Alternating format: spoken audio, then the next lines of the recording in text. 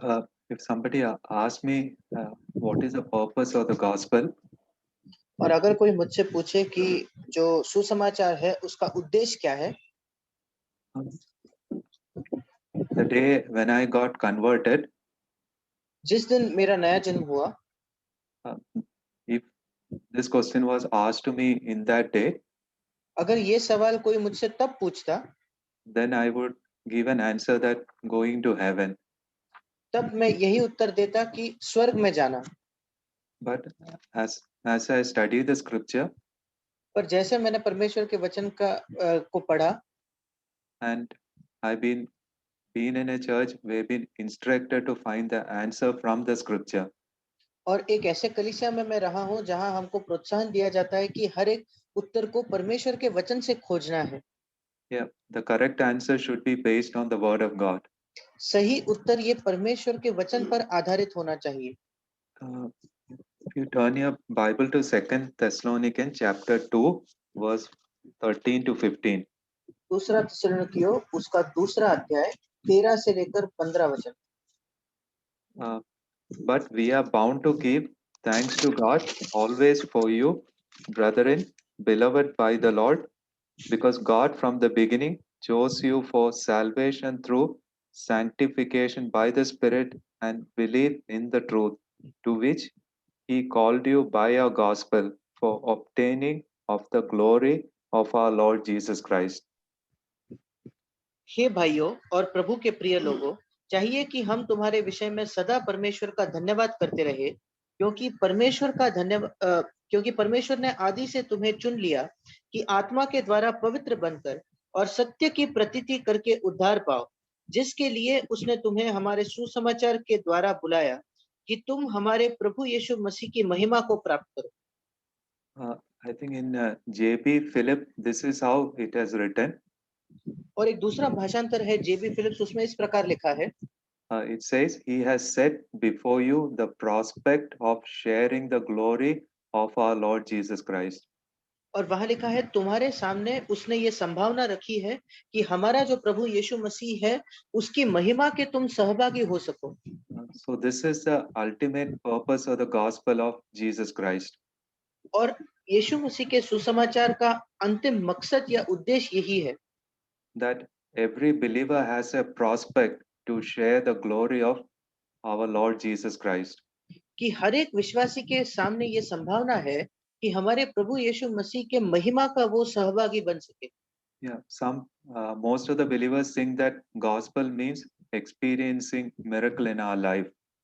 और कई विश्वासी ये सोचते हैं सुसमाचार का अर्थ है हमारे जीवन में कोई चमत्कार को मैं अनुभव करना, Or experiencing supernatural healing power in our earthly body.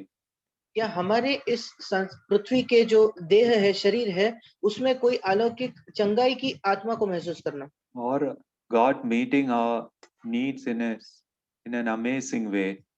या कोई अद्भुत रीति से परमेश्वर ने हमारी जरूरतों को पूरा करना। I don't deny any of these three things which I have mentioned now, ये तीनों बातों को मैं नकारता नहीं, because I myself experienced miracle of God in my life.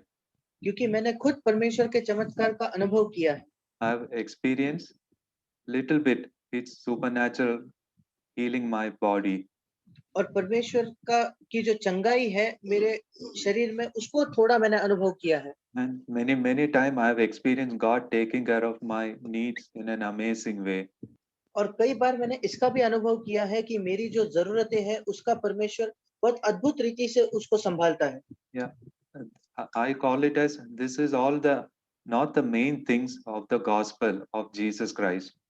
पर यीशु मसीह के सुसमाचार की ये मुख्य बातें नहीं है, Yeah, I call it as it's a bonus God gives to us.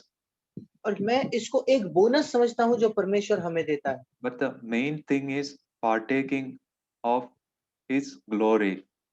पर सबसे मुख्य बात है उसके महिमा के सहभागी होना। And we must be gripped by this truth that this is the reason why God has called me in the gospel of His Son that I can share His glory.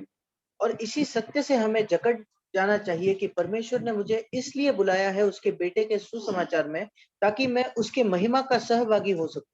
And what do you mean by partaking of His glory? और उसके महिमा का सहभागी होना, इसका क्या अर्थ है? Yeah, I see one verse from the Old Testament, from Exodus chapter 33. और पुरानी वाचा में पुराने नियम में एक वचन है, निर्गमन उसका 33 अध्याय।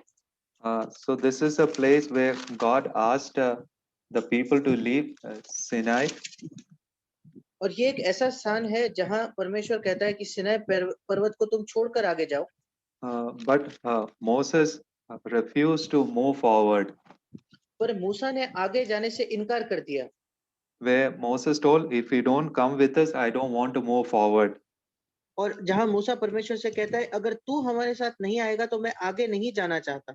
Yeah, there you can see that verse in 15, Exodus और chapter 33, verse 15. और इसको हम निर्गमन 33 उसके 15 वचन में पढ़ते हैं। And in verse 17, the Lord said to Moses, "I will also do this thing that you have spoken, for you have found grace in my sight, and I know you by name." And और verse 18, and he said, "Please show me your glory." और 17 वचन में यहोवा ने मूसा से कहा, मैं यह काम भी जिसकी चर्चा तूने की है करूंगा, क्योंकि मेरे अनुग्रह की दृष्टि तुझ पर है और तेरा नाम मेरे चित्त में बसा है। 18 वचन में मूसा ने कहा, मुझे अपना तेज दिखा दे या महिमा दिखा। Yeah, here Moses is asking the Lord, "Can you show your glory?" और यहाँ मूसा परमेश्वर से पूछ रहा है कि क्या तू मुझे अपनी महिमा दिखा सकता है? And in verse 19, then he said, "I will make all my goodness pass before you, and I will proclaim the name of the Lord before you. I will be gracious to whom I will be gracious, and I will be compassion on whom I will have compassion."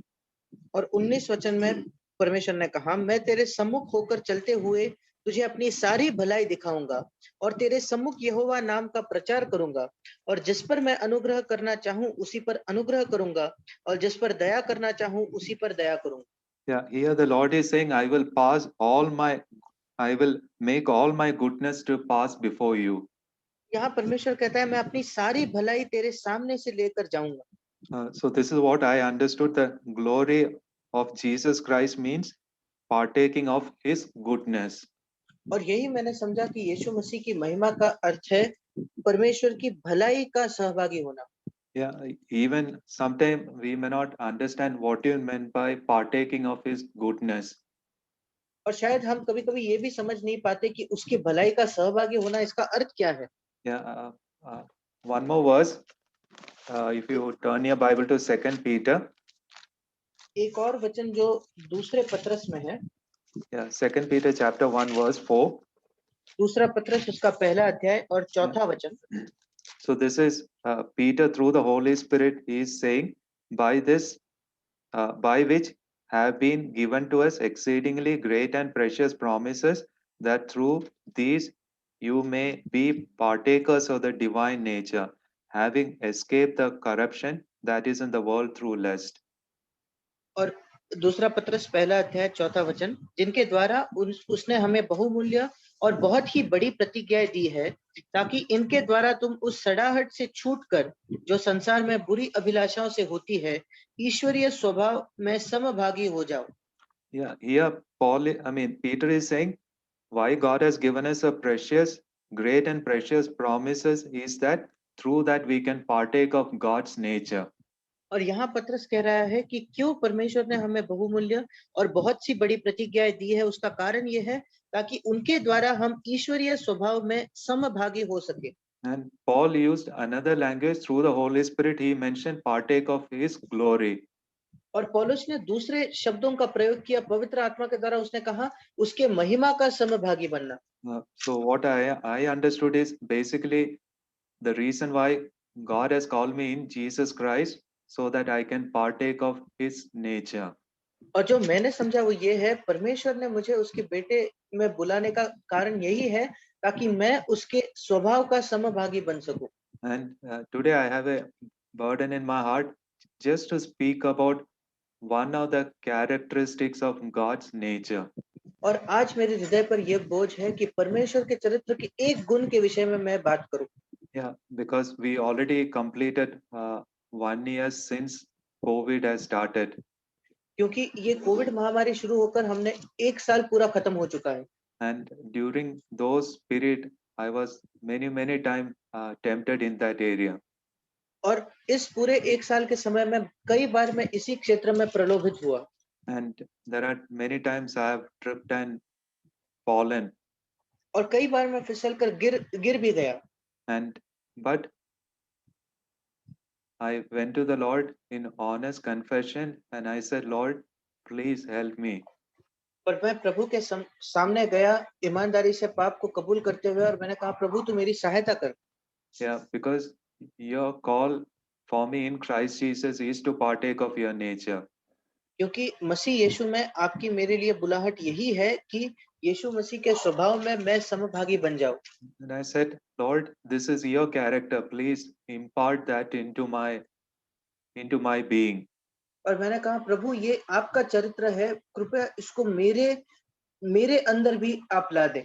Yeah, maybe through my own human personality, I can have certain limit in which I can manifest that. और शायद मेरे मानवीय जो स्वभाव है उसके वजह से कुछ सीमा तक, कुछ हद तक शायद मैं उस स्वभाव को प्रकट कर सकता हूँ। Yeah, and I said that is through our individual temperament.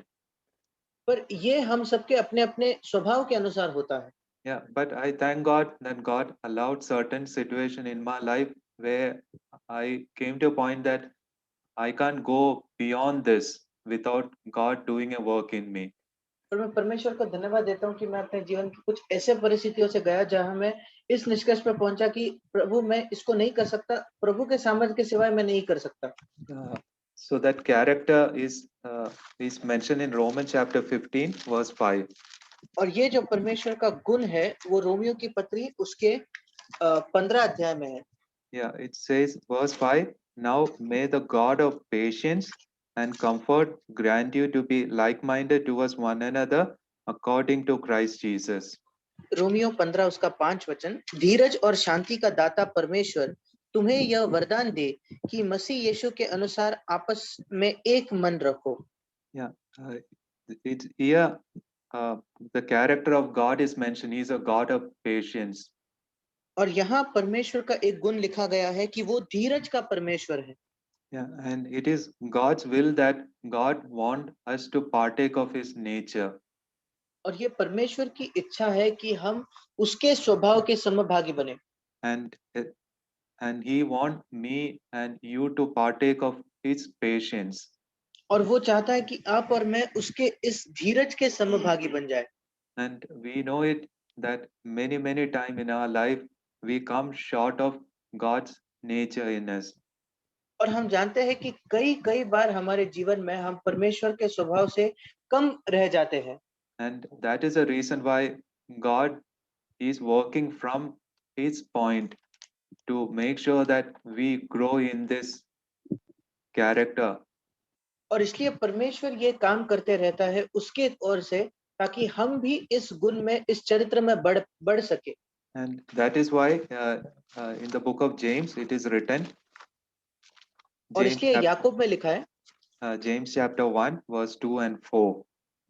याकूब की पत्री उसका पहला अध्याय उसका दूसरा और चौथा वचन। It says, my brethren, count it all joy when you fall into various trial, knowing that testing of your faith produces patience. Let patience have its perfect work, that you may be perfect and complete, lacking nothing.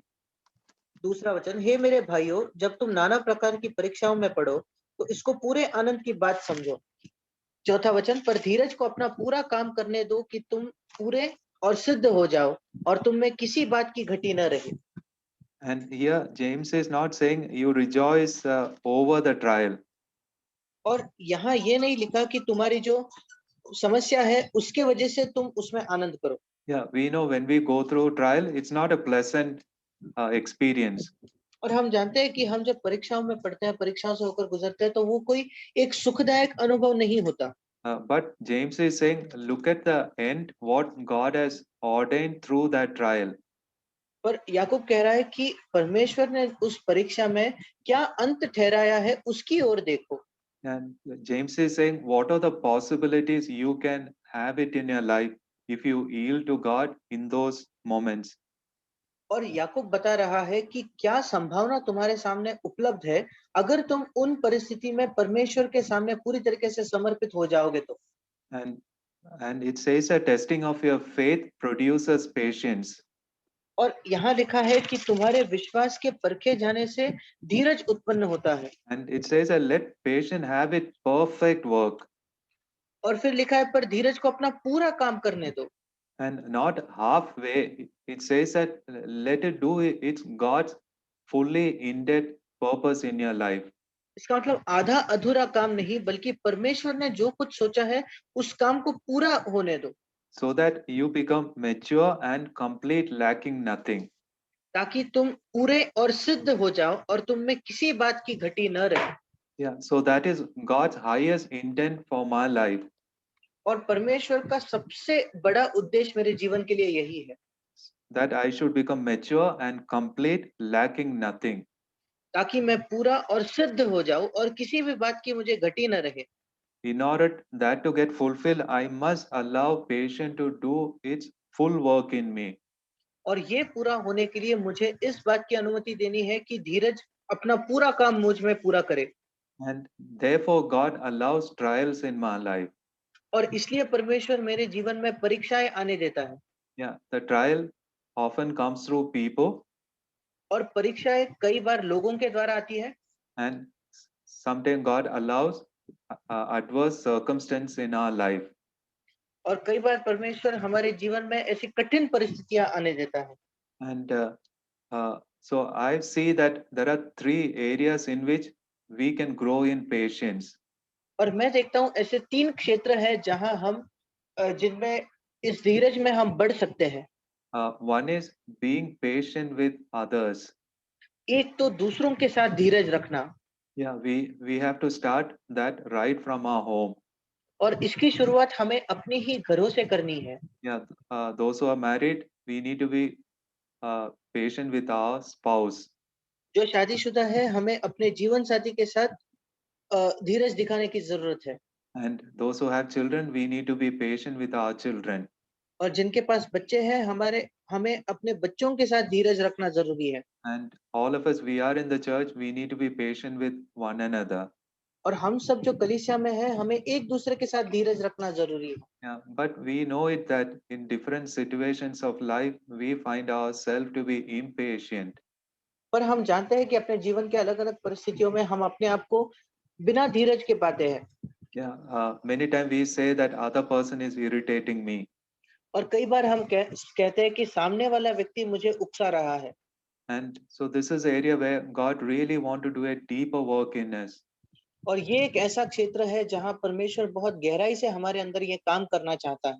And that's why it's mentioned in Galatians chapter 5 when it speaks about the fruit of the Holy Spirit. और इसी वजह से गलातियों की पत्री उसके 5वें अध्याय में लिखा है जहां पवित्र आत्मा के फलों के विषय में लिखा गया है।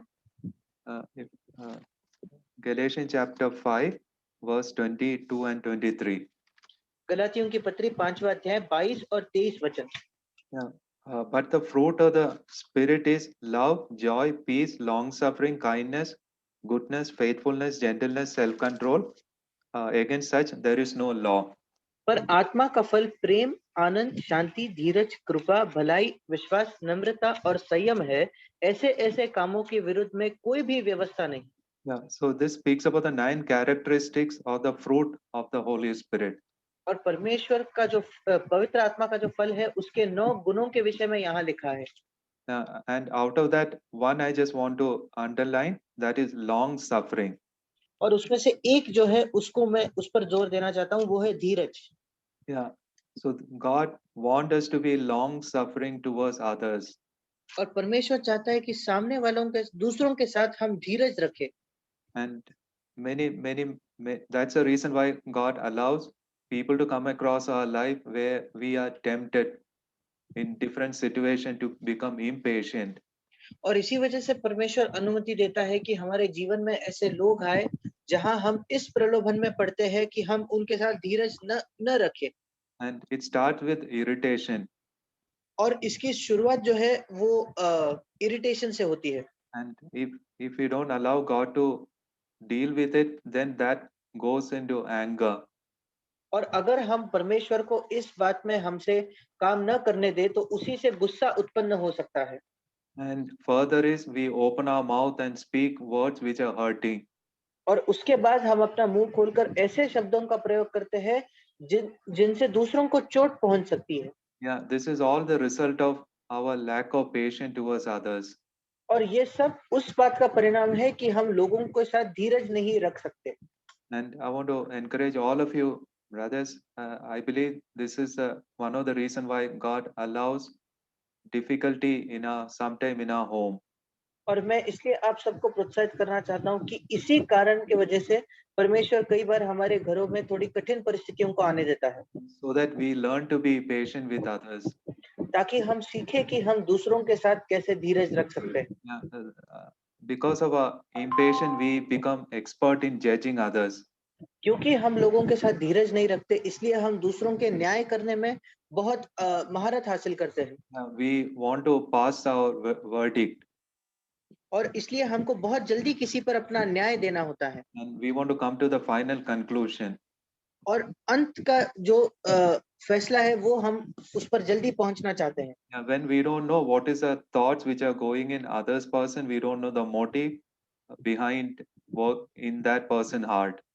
और जब हम नहीं जानते कि सामने वाले के मन में क्या चल रहा है और सामने वाले का मकसद क्या है, And then we fall into judging others. और फिर हम दूसरों का न्याय करने लगते हैं। And if we become more and more patient, then we will be slow to pass our judgment upon others. अगर हम और धीरज रखना सीखे तो लोगों पर हम और कम न्याय करेंगे And more we will give allowance for others. और ज्यादा हम दूसरों को वो जैसे है वैसे ही उसको छोड़ेंगे। And then we will say, I don't know, Lord, maybe there may be some other reason. Help me not to pass any judgment. और फिर हम कहेंगे, प्रभु मैं तो नहीं जानता असली परिस्थिति क्या है, शायद दूसरा कोई कारण हो सकता है, तू मेरी सहायता कर कि मैं कोई न्याय नहीं करूं। Yeah, my own experience is during this lockdown, many times I have to sit with my son in his studies.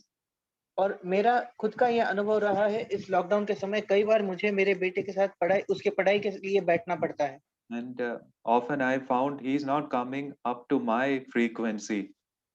और मैंने कई बार देखा है, मैं जिस स्तर पर पढ़ा रहा हूँ वो उस स्तर पर नहीं आ पाता। And so sometimes I say something in impatient. और कभी-कभी धीरज खोकर मैं कुछ बोल देता हूँ। And there are times sometimes my conscience said, you may not know what is his struggle. और कई बार मेरा विवेक मुझसे कहता है, शायद तुम नहीं जानते कि वो किस बात से जूझ रहा है। And be patient with him. और उसके साथ धीरज रखो। Yeah, the same way sometimes the husband and wife relationship, sometimes we may not be able to hear the voice from our partner saying, be patient with me. और कई बार पति पत्नी के रिश्ते में भी कई बार हम एक दूसरे के शायद इस पुकार को नहीं सुन पाते जो कहती है कि मेरे से धीरज रखो। Yeah. Another area I believe God want to work in the area of patience is to endure. और दूसरा एक क्षेत्र है जिसमें परमेश्वर हमारे जीवन में काम करना चाहता है, वो है ताकि हम बने रहे। Yeah, because before the second coming of Jesus Christ, many things will happen in the world. क्योंकि यीशु मसीह के दूसरे आगमन के पहले इस संसार में कई बातें होंगी। Yeah, Christians will be persecuted. और मसीही लोग कई सताव का सामना करेंगे।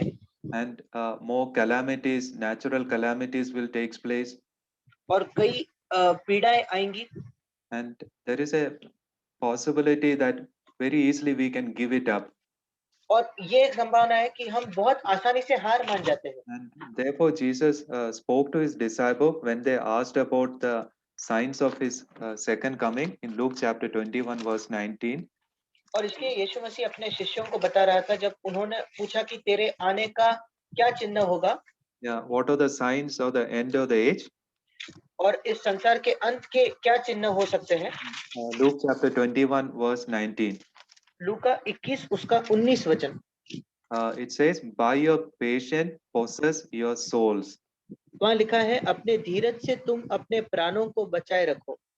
And so the Lord is saying to his disciple, he mentioned here how you will be persecuted, and he gives them a promise also saying that not a hair of your head shall be lost without the knowledge of God. और यहाँ परमेश्वर अपने शिष्यों को कहता है कि कैसे वो सताव का सामना करेंगे, और परमेश्वर जब तक नहीं जानता उनके सिर का एक बाल भी नहीं गिरता।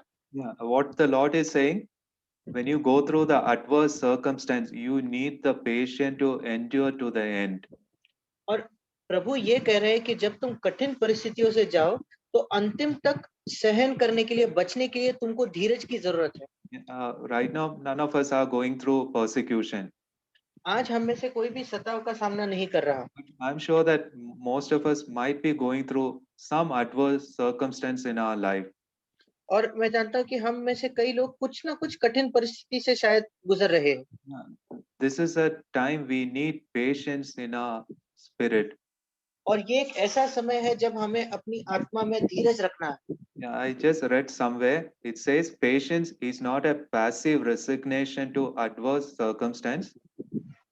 और मैंने कहीं पढ़ा कि धीरज का मतलब ये नहीं है कि हमारे साथ जो कुछ हो रहा है उसको ऐसे ही हम सोचते हैं कि अरे हम यहाँ कुछ नहीं कर सकते, उस सब को छोड़कर हम धीरज रखते हैं, But a positive steadfastness that bravely endures. पर हम बिल्कुल सकारात्मक होकर बहुत ही धीरज से और हियाव से सहते हैं उसको। Yeah, so when we face adverse circumstance, we need patience because that is a thing which is going to give us a courage to go through that. और इसलिए जब हम कठिन परिस्थितियों का सामना करते हैं तो हमें धीरज की जरूरत है, क्योंकि वही हमें ऐसी हिम्मत देगा कि हम उन विपरीत परिस्थितियों का सामना कर सकें। Yeah, that is what James says in chapter 5. He speaks about the prophets who suffered in the Old Testament. और वही याकूब भी अपने पत्र के 5वें अध्याय में कहता है, पुराने नियम के उन संदेशों के बारे में कहकर जिन्होंने कई पीड़ा उठाई। And it says that we count them as blessed because they endured. और वो कहता है कि हम उनको धन्य कहते हैं क्योंकि उन्होंने उसको सहन किया। So let's ask God to give us more of patience of Christ in us. और हम परमेश्वर से मांगे कि वो और ज्यादा हमें मसीह का जो धीरज है उसको दे, So that we don't give up when we go through adverse circumstance, ताकि हम हार न माने जब हम विपरीत और प्रतिकूल परिस्थितियों का सामना करें तो। but through the grace of God, we will have a steadfast spirit and we will endure that. पर परमेश्वर के अनुग्रह के द्वारा हम उसको सह लेंगे। And finally, we need the patience to inherit the promises. और अंत में हमें धीरज इस वजह से चाहिए ताकि हम उन प्रतिज्ञाओं को अपने जीवन में पूरा कर सके, Which is mentioned in Hebrews chapter 6 verse 12. जो इब्रानियों की पत्री उसका 6वां अध्याय और उसके 12 वचन में लिखा है। Maybe I'll read from 11. We desire that each one of you show the same diligence to the full assurance of hope until the end, that you don't become sluggish, but imitate those who through faith and patience inherit the promises. इब्रानियों की पत्री उसका 6वां अध्याय 11 और 12, पर हम बहुत चाहते हैं कि तुम में से हर एक जन अंत तक पूरी आशा के लिए ऐसा ही प्रयत्न करता रहे, ताकि तुम आलसी न हो जाओ, वरन उनका अनुकरण करो जो विश्वास और धीरज के द्वारा प्रतिज्ञाओं के वारिस होते हैं। Yeah, why we need a patience is otherwise so easily we can become sluggish in our Christian life.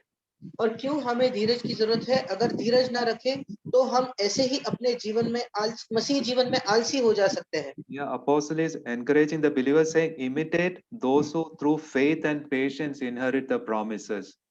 यहाँ वो प्रेरित मसीहों को ये प्रोत्साहन दे रहा है कि ऐसे लोगों के हम अनुकरण करें जो विश्वास और धीरज के द्वारा प्रतिज्ञाओं के वारिस होते हैं। Yeah, he is referring to the Old Testament saints. और वो यहाँ पुराने नियम के संतों के विषय में बता रहा है। Yeah, but they inherit the promise not only through faith, पर वो सिर्फ विश्वास के द्वारा उस प्रतिज्ञा के वारिस नहीं होते, but they waited patiently पर उन्होंने धीरज के साथ इंतजार किया until God fulfill what God has promised. जब तक परमेश्वर ने जो प्रतिज्ञा दी थी उस वायदे को उसने पूरा नहीं किया। Yeah, many times we become impatient towards us and impatient towards others. कई बार हम अपने साथ धीरज खो बैठते हैं और दूसरों के साथ भी धीरज नहीं रखते। Yeah, because we don't have the patience to experience God's promise getting fulfilled in us. क्योंकि हमारे अंदर वो धीरज नहीं है कि परमेश्वर के उस वायदे को हम अपने अंदर पूरा होता देखें। And I want to encourage all of you that let's have ask God to give us more of His patience so that we will not give up, but we will wait on Him until He fulfill what God has promised in the Scripture. और मैं आप सबको प्रोत्साहित करना चाहता हूँ कि हम धीरज रखें, हम हार ना माने तब तक जब तक जो परमेश्वर ने उसके वचन में वायदा नहीं दिया है उसको वो पूरा नहीं कर लेता। Sometimes parents pray for our children. कई बार माता पिता हम अपने बच्चों के लिए प्रार्थना करते हैं Sometimes we don't see that promise is getting fulfilled in our children. और हम नहीं देखते कि हमारे बच्चों में वो वायदा पूरा हो रहा है। It's natural tendency in us to get discouraged, और स्वाभाविक हमारा स्वभाव ये है कि हम निराश हो जाते हैं or we pray for something, some transformation to takes place in our life. We claim या the promise of God. या हम प्रार्थना करते हैं कि हमारे जीवन में कोई रूपांतर हो जाए और हम परमेश्वर की जो प्रतिज्ञाएं हैं उनका दावा करते हैं। Sometimes we don't see that getting fulfilled immediately in our life, पर हम कभी-कभी देखते हैं कि वो तुरंत हमारे जीवन में पूरी नहीं होती and we have a natural tendency to give it up. और हमारे स्वाभाविक आदत ये है कि हम हार मान लें And we become sluggish. और हम आलसी हो जाते हैं। And therefore, the word of God said, you need diligence and to the full assurance of hope until the end.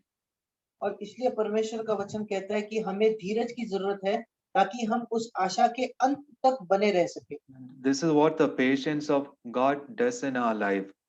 और यही परमेश्वर का धीरज हमारे जीवन में करता है। Finally, I just want to read one verse which I often pray for myself, which is mentioned in 2 Thessalonians.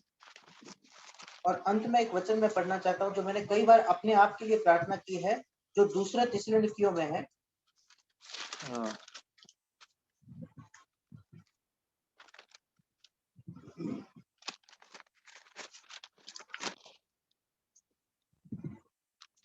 Uh, couldn't able to find. It says, may God lead you to the patience of Christ.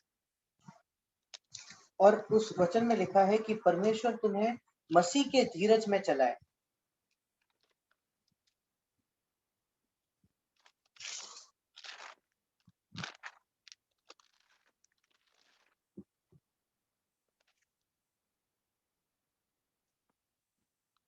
So that was a prayer of Paul. और यही पौलुस की प्रार्थना थी। He prayed two things. One is into the love of God and into the patience of Jesus Christ. और उसने दो प्रार्थनाएं की, एक तो परमेश्वर हमें परमेश्वर के प्रेम में चलाए और मसीह की धीरज में चलाए। Yeah, I could get now. That is from chapter 3, verse 5. और वो है 2 दूसरा Thessalonians chapter 3, verse 5. थिस्सलुनीकियों उसका तीसरा अध्याय और 5वां वचन।